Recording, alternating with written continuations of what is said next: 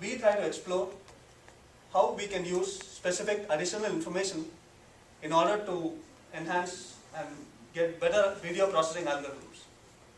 And in this thesis, we consider three specific algorithms, and these are important video understanding algorithms: structure from motion, stabilization and mosaicing, and moving target detection.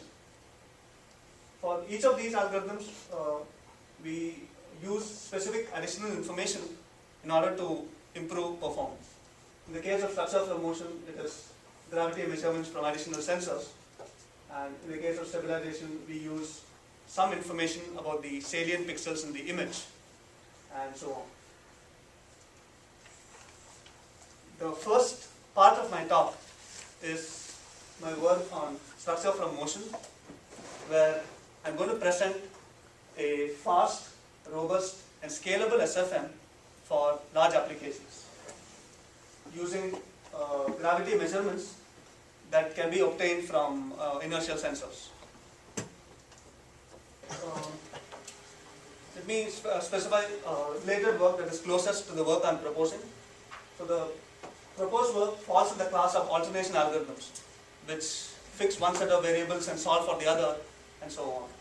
And there is a lot of work on alternation algorithms for projective structure from motion, as has been described here. One property is that you assume some projective depths as slack variables, and once you do that, the problem becomes bilinear, and then you can come up with computationally simple iterations.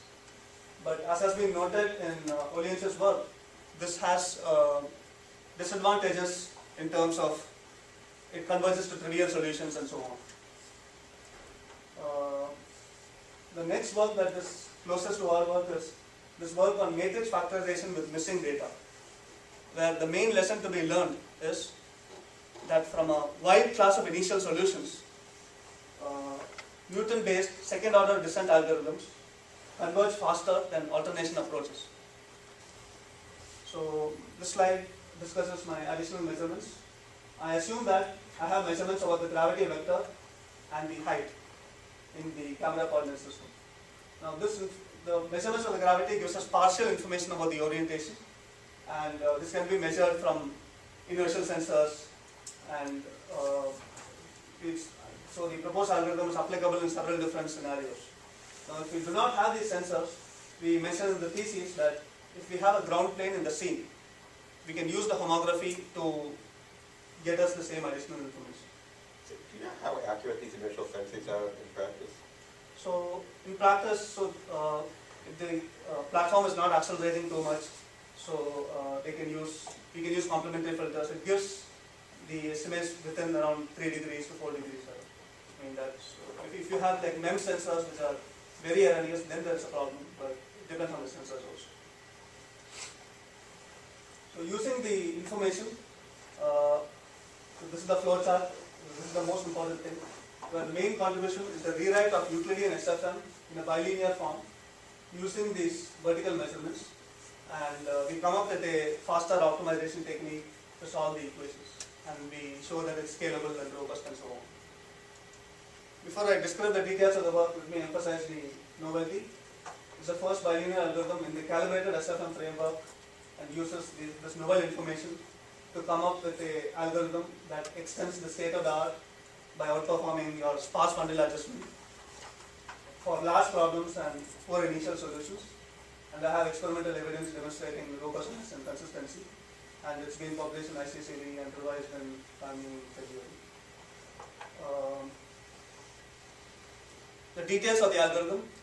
This equation here, what it says is, if you have a point in the world coordinate system, you need a rotation matrix and translation vector to convert it to the camera coordinate system.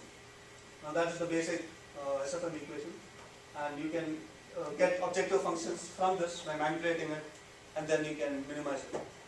Now one observation is that now this rotation matrix is the thing that causes the nonlinearity, the question you asked.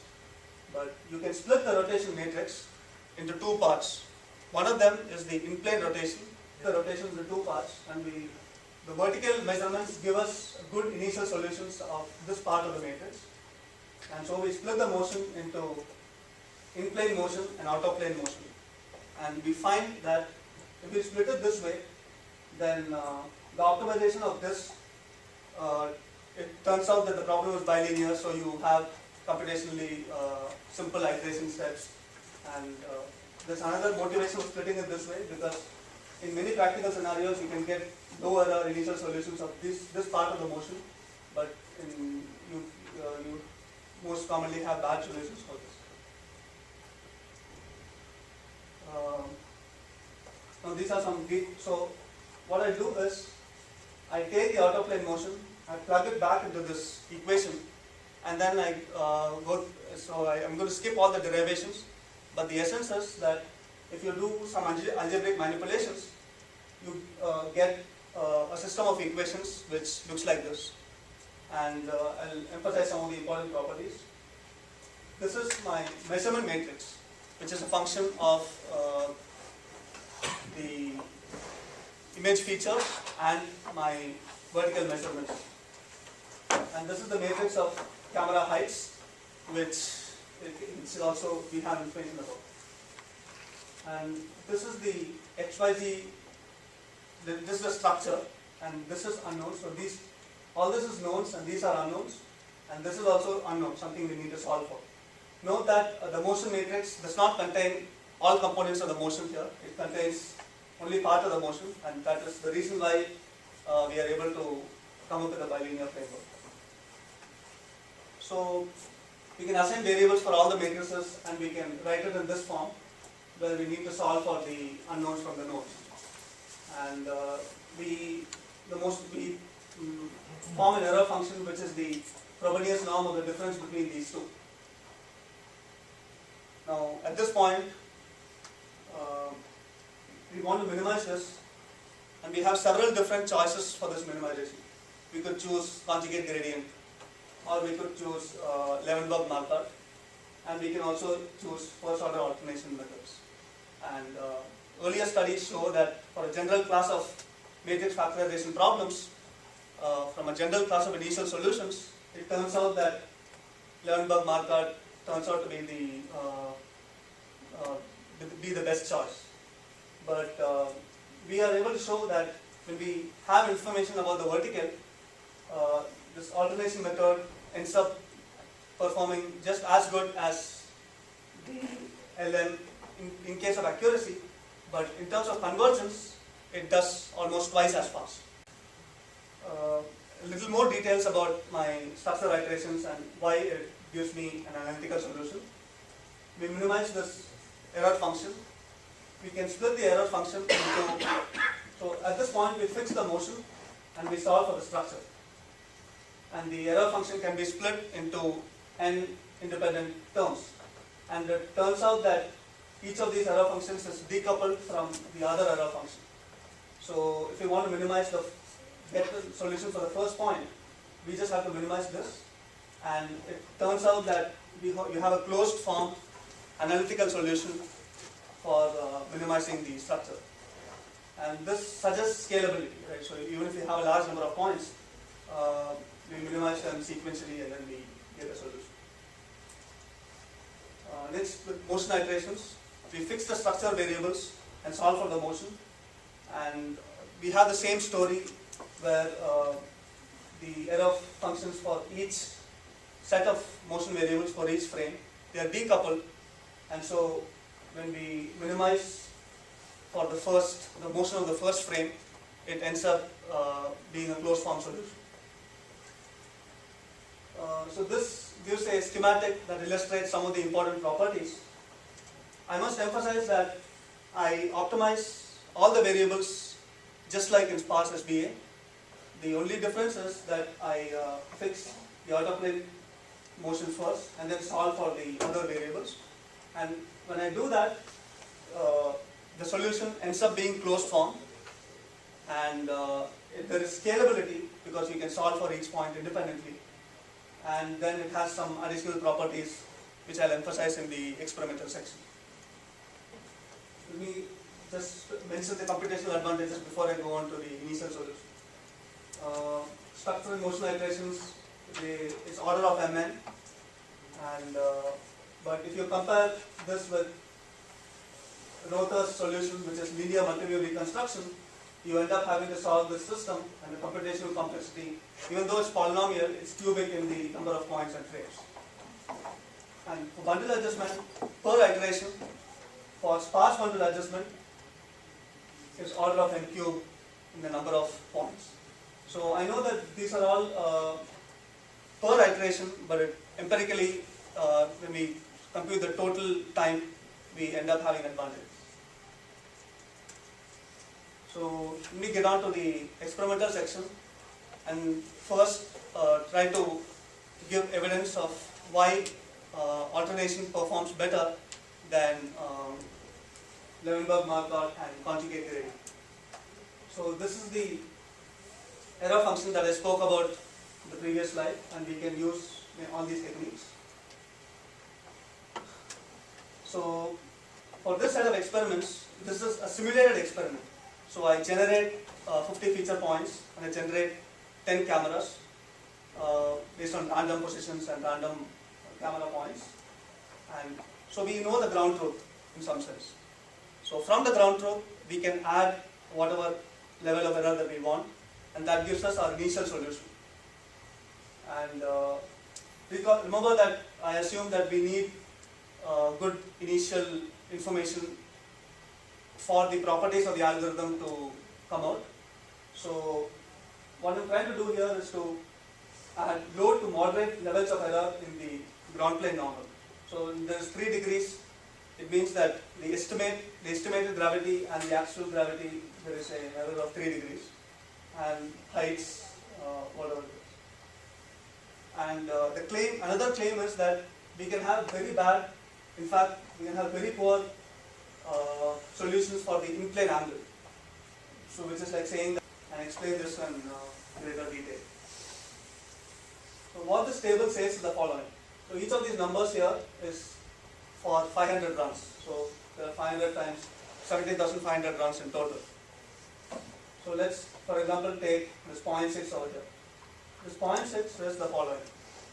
Out of 500 runs, when you had 6 degrees error and height 3%, on how many of those runs, expressed as a percentage, did bilinear perform suboptimally compared to CG and LM? And so 0.6 means that 99.4% of the times the bilinear alternation performed as good or better than your CG and LM. So that is one part of the thing. The other part is convergence plots, and it indicates that the convergence plots of bilinear are below those of CG and LM. So it indicates that bilinear performs at least twice as fast as CG, and this 100 over here is because we don't use sparse, but again still performs twice as fast as CG. Now to answer the other question of how well does the overall FPSFM algorithm perform compared to SBA. So again, we generate 10 cameras and 50 feature points, and what I want to illustrate is the robustness of and consistency of the proposed algorithm. So for set 1, we had lower levels of error in all the components, and for set 2, we had higher levels of error. So when you say error, what does it mean? Error is the error in the initial solution for the motion and structure. Okay. And in 86% of the runs, bundle adjustment did better than FPSFM, and in 14% it did worse. But the consistency is because in 99% of the runs, the error was below 0.4 in reprojection error, which says that the difference between the detected points and reprojected points. So this is a direct measure of how good the higher error in the initial solution. So this demonstrates consistency, right? Even though 14% of the times it performs worse, the error is below 0.4, but on those 14 runs, the error of SPA is above 5. 5 is in reprojection pixel units. So this is set 2, which had higher initial solutions, and again, this is the following. That for 900 runs, let me accumulate all the errors for FPSFM and SPA, and this is a histogram, and it's actually the cumulative histogram. So higher curve is better. So FBS for the initial for set 1, for both sets, FBSFM is above SBA, but this had higher initial solution, so you can expect the fact that these two curves are below these two curves. And I have those numbers somewhere in the thesis which say that 99% of the runs this was below 0.4.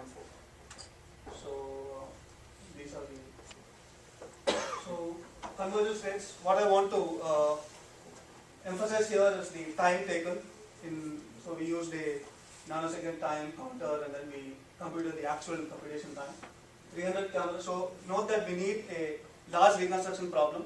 By large, what I mean is it must be large enough so that the disadvantage of having to do the Cholesky factorization for bundle adjustment or the grade, it has to come out.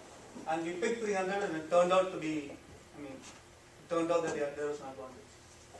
So 62% known data. SVSM converts to solution with 1.13 on all runs, and this had solutions of error between this and this. So this addresses Professor last question that you have to, when you measure convergence rate, it has to get to the same global optimum. And in this case, it was the same global optimum, except that the errors here are a little higher because you don't optimize the reprojection error, you optimize the algebraic error. But if you look at the solutions as such, they equal to very close. So the average computation time was 254 seconds, but for SBA it ranges from 157 to 17864 is because it performed gradient descent and it never got to a region where it could do second order descent. So this illustrates advantages in computation. And this is convergence rates. The bundle of blue curves fall faster than the bundle of red curves for SBA.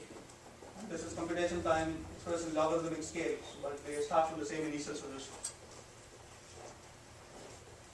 I want to quickly give you one result on the street view sequence, and I'm going to skip the other results for sake of time.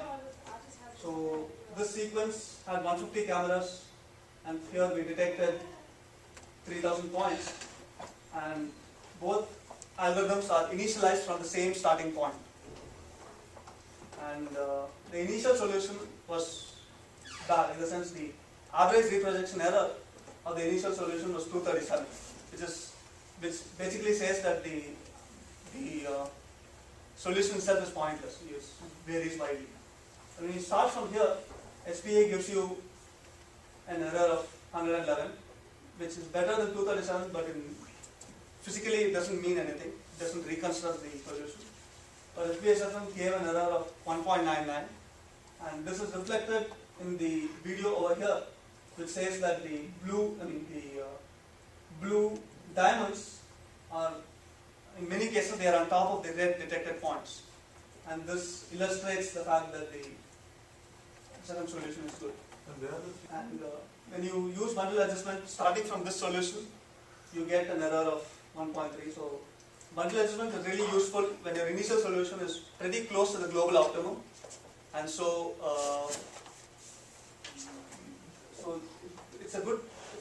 both these techniques make a good candidate to be used in a hybrid approach, where if you have a bad initial solution, you first start with this and get somewhere, and then you refine all the cameras and points using sparse bundle adjustment. I want to quickly go over this. Again, same story about convergence. The convergence curves for FPSFM are below those of SBA. And in this case, there were only 2 runs of SBA that gave good solutions. The rest of the errors were about 20, so we don't really estimate the average.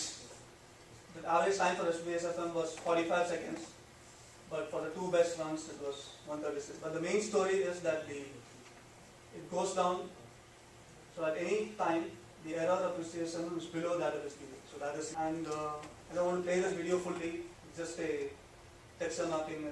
Basically it says that the structure is reconstructed accurately. And let me skip this for now and then go on to the next part. So the next part is on stabilization and mosaicing, and it's intensity-based stabilization.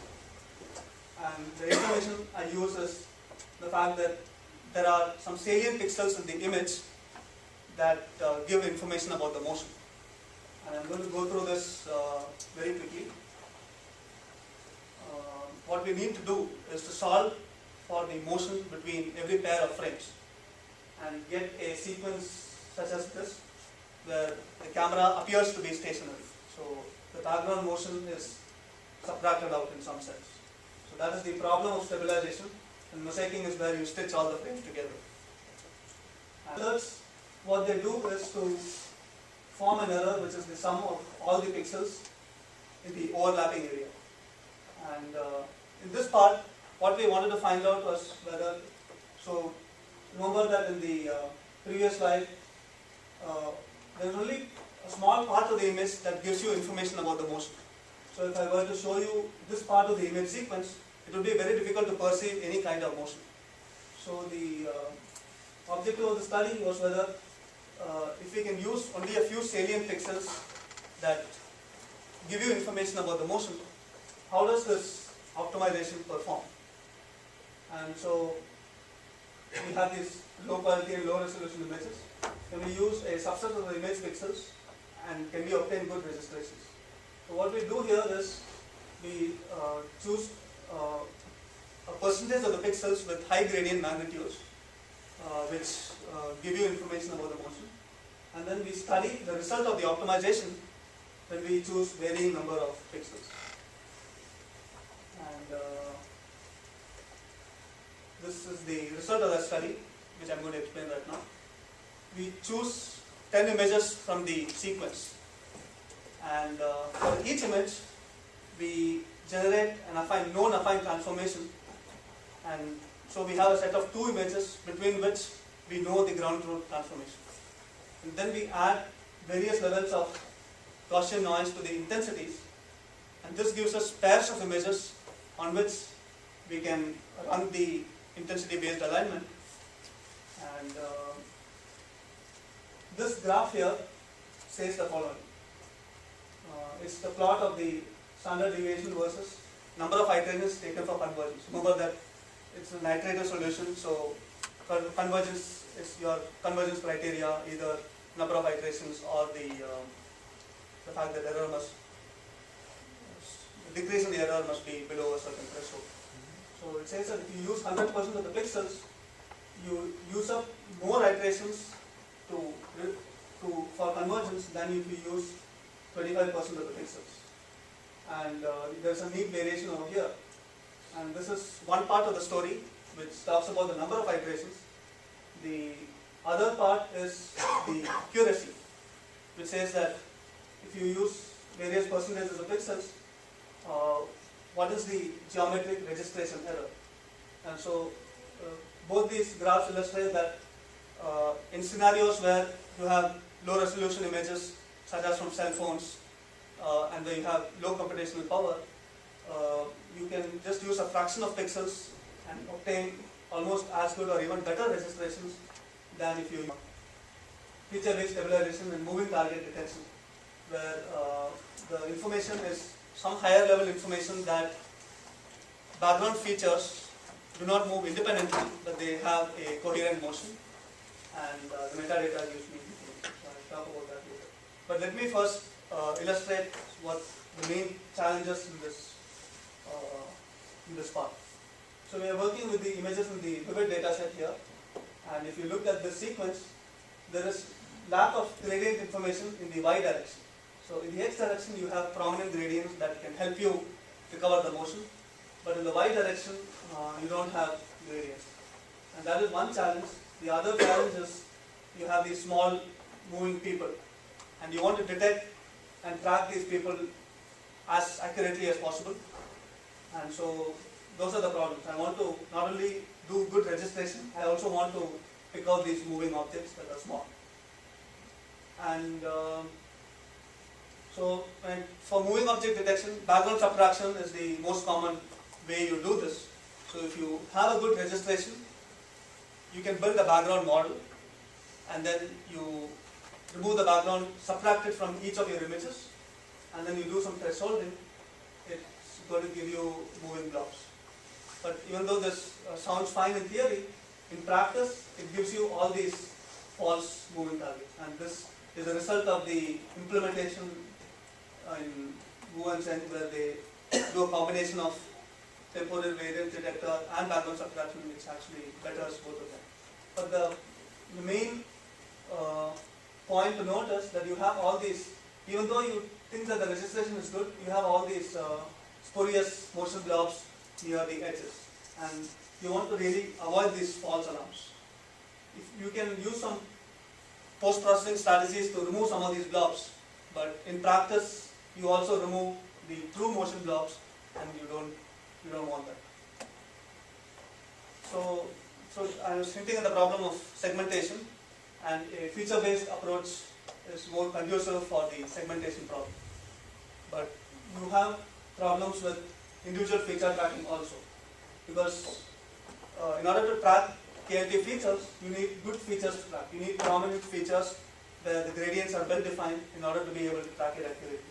And in this particular sequence, you not only have very few good features to track, you also have repetitive texture. In the sense, in regions where you can find a good feature, KLT is confused because there is repetitive texture. So this image illustrates that if you end up using KLT tracking, and if you use Vansack to classify the background points from the foreground points, there is a lot of error.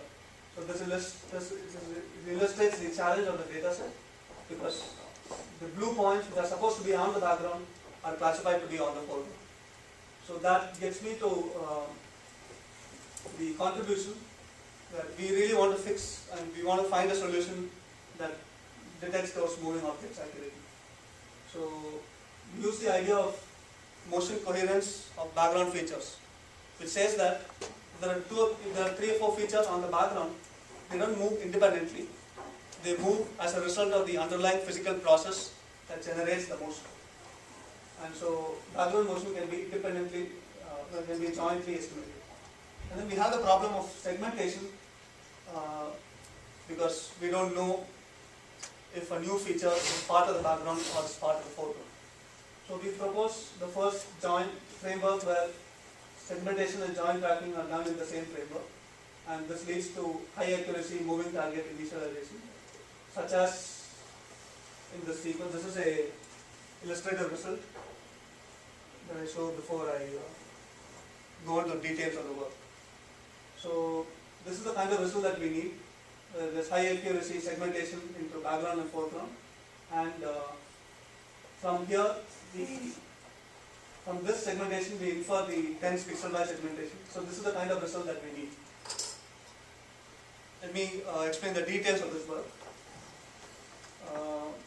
There are some related works that are close to the proposed work. The idea of tracking features and edges jointly itself is not new, and there is previous work which combines local optical flow with global convention constraints to get better feature tracking. And there is a paper on good features to track which tries to eliminate bad features based on feature dissimilarity. And then this is work by Yasser Sheikh at ICCV on background subtraction from freely moving cameras. The relation to our work is that they use these sparse segmentations to get the dense segmentation, but there's really nothing in common as such. Let me explain more details. First, the idea of joint feature tracking. It says that if we have an image sequence and we want to track this feature, D is the displacement. We minimize the difference between these two feature windows, and we optimize this over D to give you the displacement.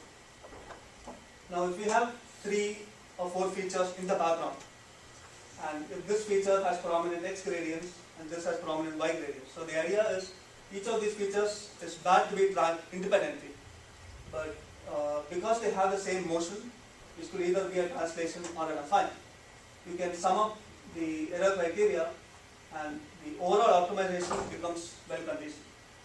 So the problem here is that if you have a feature that is in the moving object, then this is not robust. And so we have to use the Huber's metric, substituting for the square error function to do this. And this is the idea of joint feature tracking. Now, segmentation is an important problem here, because you don't know if a newly initialized feature is part of the background or part of the moving object. And so, your newly initialized feature can be either part of the background or it doesn't have to be. So how do you define segmentation? Suppose the motion between two frames is d. Then segmentation is defined in terms of this probability. It says that if you know the motion, what is the probability that a feature belongs to the background? And so we need to solve this along with the motion. Now you can use Bayes' theorem here and re-express it this way. And so if you need this, then you need to define this term appropriately. And I'm going to be talking about this in the next slide. And what this says is the following. This is the probability that the background motion is d, given that this feature belongs to the background. And we can re-express this by saying that this is the probability that the displacement of f is d. And so if you have an image, what is the probability that this feature is displaced by d in the next frame? And the way we measure it is using the feature dissimilarity. And it says that if your difference between these two feature windows produced by d is low, then this probability is higher, but if it is high, then it's lower. And so you re-express this in terms of the feature residue, and from the data you find out the inlier distribution and outlier distribution. It turns out to be in this form. And so you plug this back in the equations, and you get this joint tracking and segmentation framework, where given an initial segmentation, you first solve for the motion, and then given the motion, you re-estimate the probabilities over there. And you switch between these two steps until convergence. And I must note that for the first frame, there is no manual initialization here. In the first frame, all the features are initialized to the background, and the incorrectly classified features are removed as a result of the robustness. Now, the result section, what I want to do is to compare the Lucas-Canale alignment, KLT followed by RANSAT, and the proposed algorithm with respect to moving object detection performance. So that is really the important thing over here. And I'm going to show you results on 3 sequences. So this is the first sequence, and this is the result of the joint tracking segmentation work, where you see that most of not only is the classification good, but also the fact that the segmentation is good. And from here we can infer the dense segmentation, and we get these foreground masks. And you can use those blobs to, you can just drag these blobs and you can get these feature graphs. Now, for an evaluation of how good the various algorithms are. So this sequence was a challenging sequence where it's very difficult to find out the Y motion, because most of the gradients, there are really very few gradients. Now if you use the intensity based algorithm, and if you pick the pixels with the highest gradient magnitudes, what you end up doing is registering the moving objects to each other. And so we call that a failure of the intensity based algorithm, because it really does not do its job. And feature based stabilization also fails in multiple frames, because if you track features in multiple cases, RANSAT terminates without finding a solution. And so in this sequence, the joint tracking algorithm was the only algorithm that succeeded, and there was only one false target initialization, indicating performance on MPI. And just to illustrate how the segmentation performs compared to background subtraction. as implemented in Xiang Mukju's work. This resulted in 70 moving blobs to be identified, and so this is really one of the advantages of the algorithm, that it not only gives you the registration, also the segmentation. And this is the second sequence on a vivid dataset where you had moving vehicles and people. And again, I must emphasize that there is no manual initialization, and you don't manually specify that in the first frame that these are foreground. So in the first frame, all the features are initialized to be on the background, but the segmentation is pretty good, as you can see. And in terms of moving object detection performance, intensity-based stabilization failed, but we were able to track features and stabilize. But again, when you stabilize and use background subtraction, there are 106 cases of missing blobs. It says that if you have an image and if you have a moving object, there has to be a blob corresponding to that object.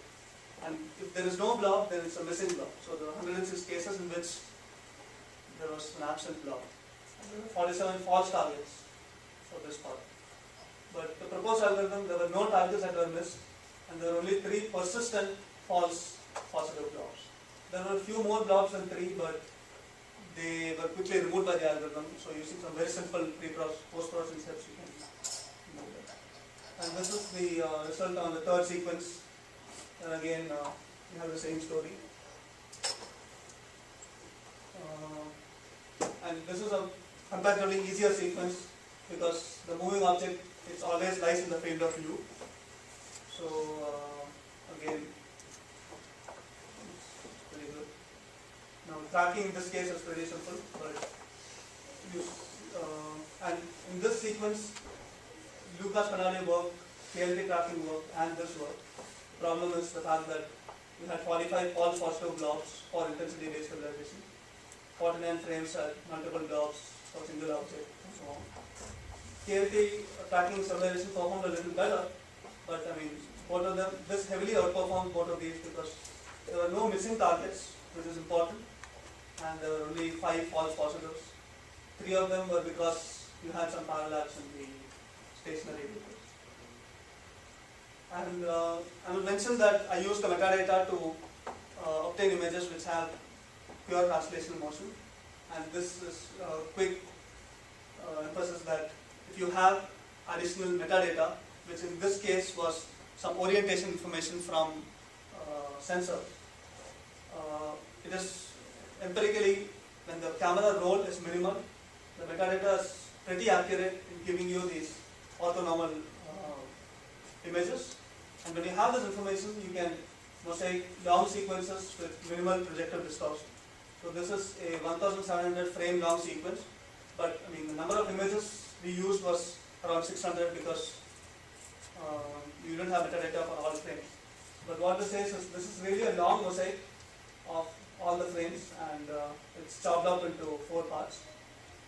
And so this illustrates how good you can do if you had some information about the orientation, versus because of the inherent challenges in the data, if you had to use a homography model and RANSAT, very soon, it's around the 100th frame or something, you're going to end up with projective distortion, just because the model selection step fails somewhere.